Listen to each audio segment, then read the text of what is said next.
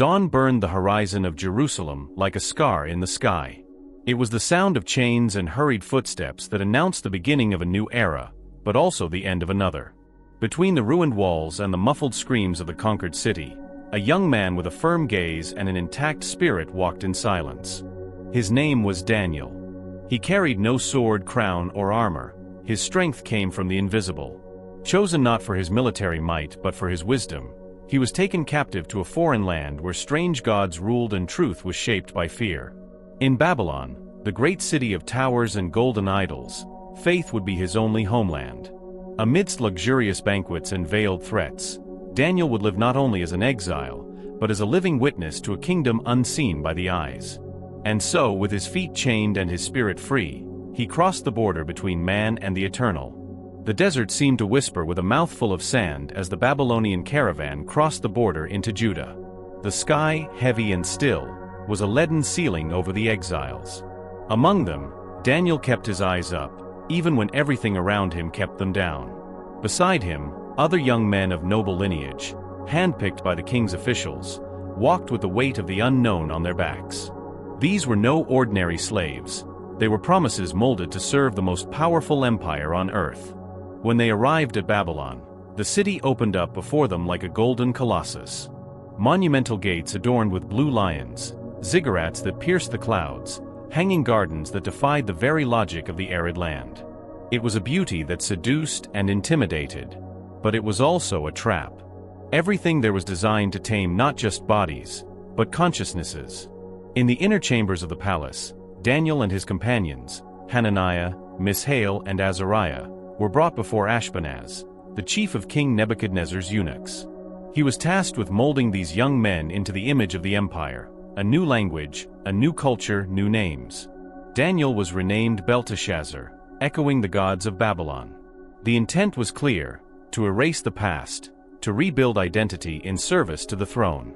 But amid the opulence of the halls, the softness of the royal robes, and the exotic aromas of the banquets, Daniel drew the first invisible line between himself and the world. When the king's food was set before them, washed down with wine fermented for strange gods, Daniel refused. Not in blind rebellion, but out of deep loyalty. His decision was not against a dish, it was against assimilation. He asked for vegetables and water. Simple, pure, distinct. The silent courage of that gesture echoed among the cold marbles of the palace. Ashpenaz, fearing royal wrath, hesitated, but found in Daniel's eyes a conviction that disarmed his fear. After a 10-day trial, the faces of the young men who followed Daniel were healthier and stronger than those who had eaten the royal delicacies. The miracle was not just in the physical result, but in the discreet manifestation of a God who did not need thrones to reign. While other young men were being molded, Daniel grew in wisdom. He studied the literature and science of the Chaldeans, but his spirit was not bent. It was not knowledge itself that he rejected, but the idolatry that permeated it. Each new lesson was a crossing between light and shadow, discernment and deception. And he walked through this territory with firm feet and attentive eyes. The king, impressed, summoned the young men to a hearing. It was a test, not just of memory but of identity. Nebuchadnezzar questioned them, examined them, and measured their answers as one would weigh gold on a scale. Of all the others, Daniel and his friends stood out with 10 times more understanding than the magicians and enchanters of the kingdom. Their excellence was not just natural, it was anointed. Time passed, and Daniel began serving in the palace. Babylon throbbed with the rhythm of foreign gods, divinations, and enchantments. But something deeper was beginning to stir. One night the king was visited by a dream that disturbed his spirit. He forgot its content, but he remained afraid. He summoned all the wise men, demanding that they not only interpret the dream but also reveal it, an impossible, absurd order, like asking a man to read a letter that had never been written. None of the magicians could fulfill their promise. The king's fury exploded, and he decreed the death of all the wise men of Babylon. The sword was already drawn when Daniel learned of it. He asked the king for time, not in arrogance, but in faith. He withdrew with his friends and prayed. That night, while the city slept under a veil of unrest, heaven opened to Daniel in a dream. The king's secret was revealed. Before Nebuchadnezzar, Daniel did not take credit for himself. He declared that there is a God in heaven who reveals mysteries. And then he described with astonishing precision the colossal statue that the king had seen: head of gold, chest of silver, belly of bronze, legs of iron, and feet of iron mixed with clay. A symbol of kingdoms to come, of empires that would rise and fall, crushed by a stone that would come without the help of human hands, an eternal kingdom. The hall fell silent. The king, the most powerful man in the land, bowed down before this young Hebrew. He placed Daniel above all the wise men of Babylon and made him ruler over the entire province. His friends were also exalted. But Daniel knew that this was only the beginning. Babylon could crown him, but it could not possess him. Though the gold of the statue glittered in the Chaldean sun, Daniel saw beyond. He saw the rock. He knew that the true kingdom was yet to come, and that the power he now possessed was but a shadow of what truly mattered. His heart remained anchored in something invisible, non-negotiable, invincible. And even when the city wall seemed insurmountable, even when the king's hall surrounded him with luxury and hidden dangers, Daniel kept his soul alert, like a sentinel on the tower. He knew the winds of idolatry, but he heard a subtler voice blowing through the halls, the voice of him who reigns above all kings. While Babylon celebrated its own achievements and erected monuments to human pride, Daniel stood firm, knowing that the next challenge would come not by decree but by fire. The silence, the storm that precedes the storm, rarely gives warning. And in Babylon, where the walls whispered secrets and the altars exhaled smoke of pride, the next blow to faith would come not in the form of a sword, but of institutionalized idolatry. Nebuchadnezzar, intoxicated by his own dominion, ordered the construction of a colossal statue, made entirely of gold, not just the head, as in his dream, but the entire body. It was the denial of the divine warning, the attempt to eternalize the empire through the power of the image. A golden affront to the prophesied destiny. Erected on the plain of Dura, the statue was a god in metal, a monument to human vanity. The decree was clear: to the sound of trumpets, harps, flutes, and all instruments, everyone was to prostrate themselves. Everyone. Without exception. Anyone who did not obey would be thrown into a fiery furnace. Daniel was not present at this event. The text does not mention him. Perhaps he was on another mission from the king. But his three companions, those who had stood with him from the earliest days, were there. Hananiah, Mishael, and Azariah, now called Shadrach, Meshach, and Abednego, stood up in the midst of the bowing crowd. They stood like columns in a sea of kneeling people. They did not shout, they did not preach, they did not confront. They just stood. The denunciation was not long in coming. Officially accused of dishonoring the royal decree, they were dragged before Nebuchadnezzar. The king, foaming with fury and disbelief, gave them a second chance. But the answer he received was a wall. If our God is willing, he will deliver us. But if not, we will not bow down before your image. The words sank deeper than any physical resistance. That was faith in its purest form, faith that was not nourished by guarantees, but by conviction. The furnace was heated 7 times hotter, to the point of consuming even the soldiers who approached to throw them. But they fell into the fire like seeds cast into the earth, silent, surrendered, glowing with hope. And then the impossible was revealed. Amidst the living flames, a fourth man appeared. He was neither a servant nor an officer. His appearance was like that of a son of the gods. The flames, which consumed everything around them, did not touch their bodies. The miracle was not just their survival, it was their presence. The king, astonished, ordered them to leave. And when the 3 young men left the furnace, there was no smell of smoke on their clothes. The crowd fell silent. Pride was melted. Nebuchadnezzar, forced to acknowledge a power greater than his own, exalted the God of these men. The episode spread like wildfire throughout Babylon. It was not just a physical miracle, it was a spiritual milestone. A reminder that there is one thing that not even fire can consume: faithfulness. Years passed. Nebuchadnezzar grew old and had another dream. This time, the vision was of a gigantic tree that reached to the heavens, until it was cut down by heavenly command. Daniel was called to interpret. His eyes grew dark as he heard the king's report. The tree was Nebuchadnezzar himself. His pride would be brought low. He would be cast among the animals, living like a wild beast, eating grass, until he acknowledged that the Most High rules over the kingdoms of men. The prophecy was fulfilled with devastating precision. The king went mad. Deprived of reason, he lived among the fields like an animal. And for 7 long times the empire survived without its ruler. But at the end of that cycle, Nebuchadnezzar raised his eyes to heaven. He recognized the sovereignty of Daniel's God. His reason was restored, and with it, his glory. But now, no longer as an invincible man, but as a creature restored by the grace of an eternal king. Daniel remained in the palace, witnessing kingdoms rise and fall. Time did not erode his integrity, only honed his authority. When Belshazzar, son of Nebuchadnezzar, assumed the throne, the spiritual climate of Babylon had changed. The new king was arrogant and irreverent. At an orgiastic banquet, he ordered that the sacred utensils of the temple in Jerusalem, the same ones that had been looted decades earlier, be used to toast gods of gold, silver, bronze, and stone. It was more than blasphemy. It was a direct challenge to the God of Israel. But at that moment, the invisible manifested itself. A hand appeared, floating in front of the walls of the hall, and it began to write with fire on the plaster.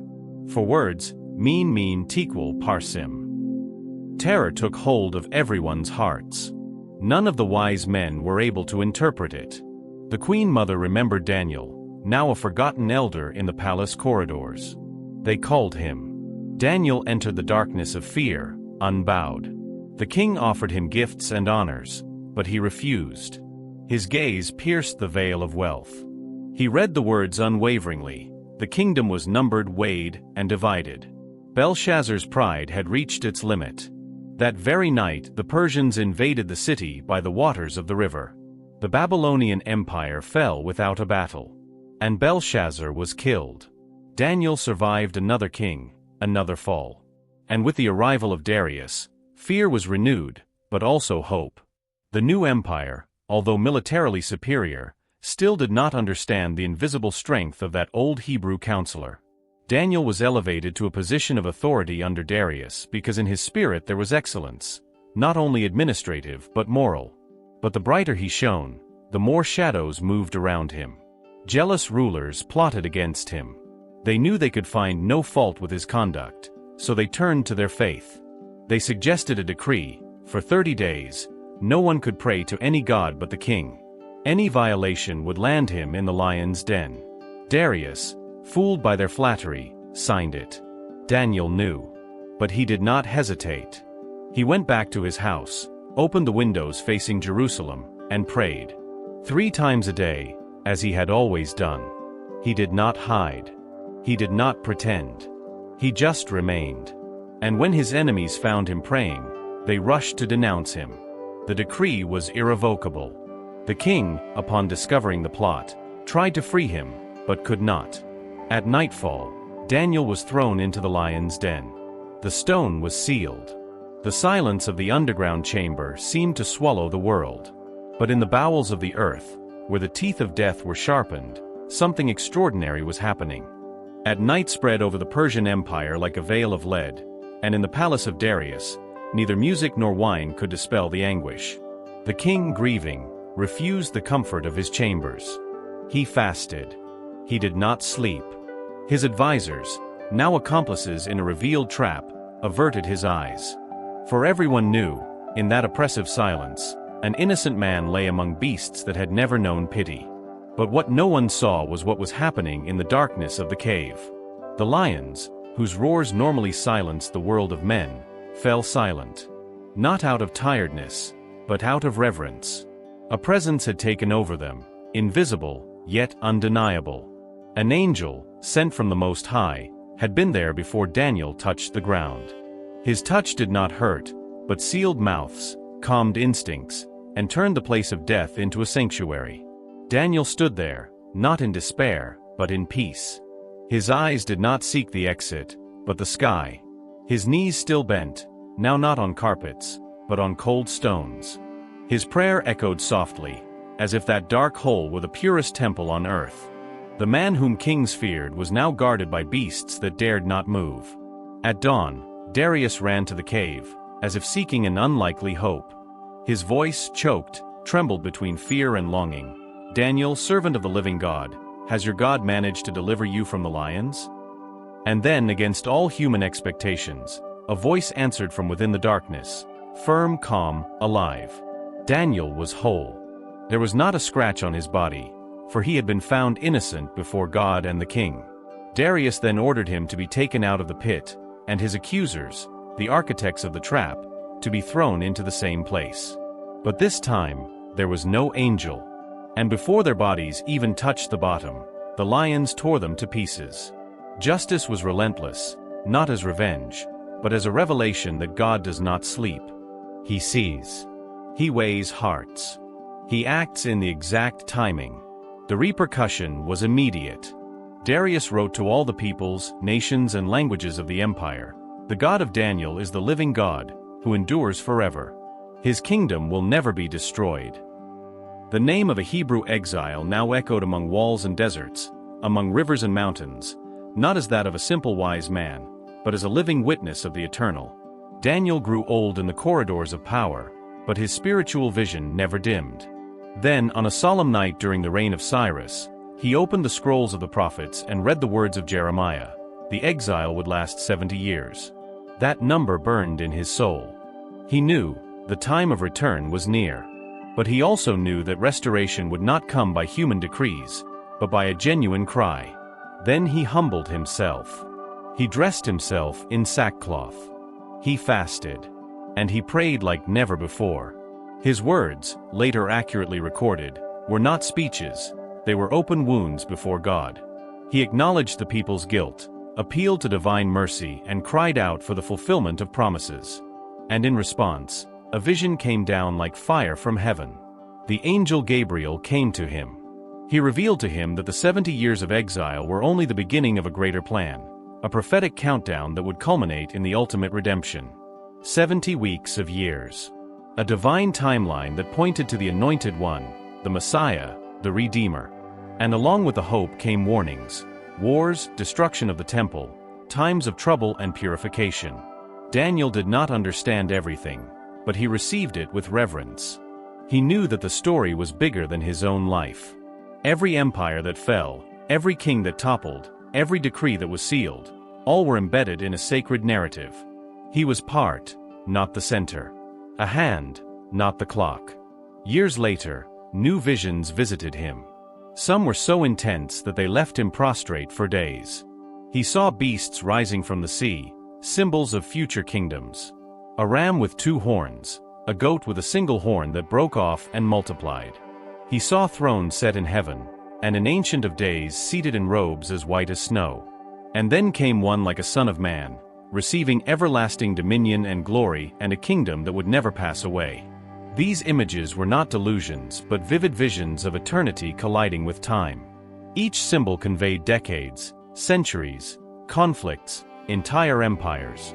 And at the center of it all was the mystery of the Messiah, not just a political deliverer but a heavenly king whose rule would surpass Jerusalem, Babylon, Rome, and every other human throne. Daniel, at the end of his journey, did not see the complete return of the people to the land. He did not see the temple rebuilt. But he saw more. He saw the invisible. He saw what many would never perceive, even when faced with the signs. He saw that the kingdom of God is not imposed by force, but by the faithfulness of those who, even in their graves, refuse to deny their faith. The old prophet stood firm. His days ended not in palatial glory, but in sacred stillness. He died in exile, but not a vanquished one. His life, marked by visions, fire, and lions, was now remembered not as a legend but as a beacon.